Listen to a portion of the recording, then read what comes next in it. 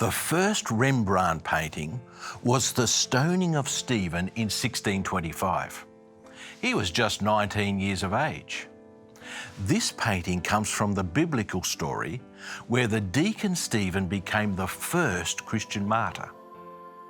When Stephen blamed his people for killing the Messiah, they ran towards him in a pack. So here we have Stephen in the centre.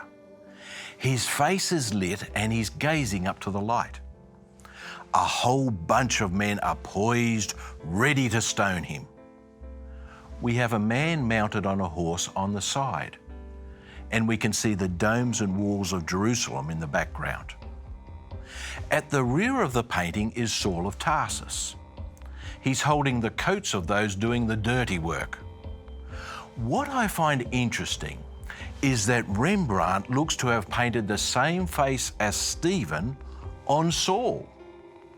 He's even looking in the same direction. Why? Maybe Rembrandt is portraying that Saul would soon take the place of Stephen and become a mighty worker for Jesus. Now let's look straight above the face of Stephen.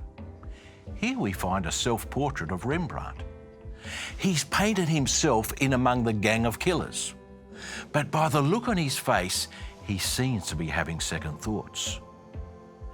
As he saw the peace on the face of Stephen and the light of God shining on him, as he heard him say, "Lord, please do not charge them with this sin," going through his mind must have been, "I think I've misjudged this man. Maybe he's innocent after all.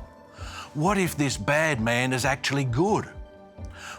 What if I've made a terrible mistake?" Of course, that happened in the mind of Saul. So maybe Rembrandt painted himself thinking exactly the same thing. So what's the point of this painting? For me, it's this.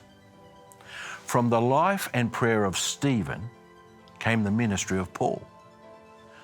From the ministry of Paul came the gospel to the whole world. The next time you feel like someone has misjudged you, falsely accused you, or rejected you in your faith, remember the story and prayer of Stephen. "Lord, please do not charge them with this sin."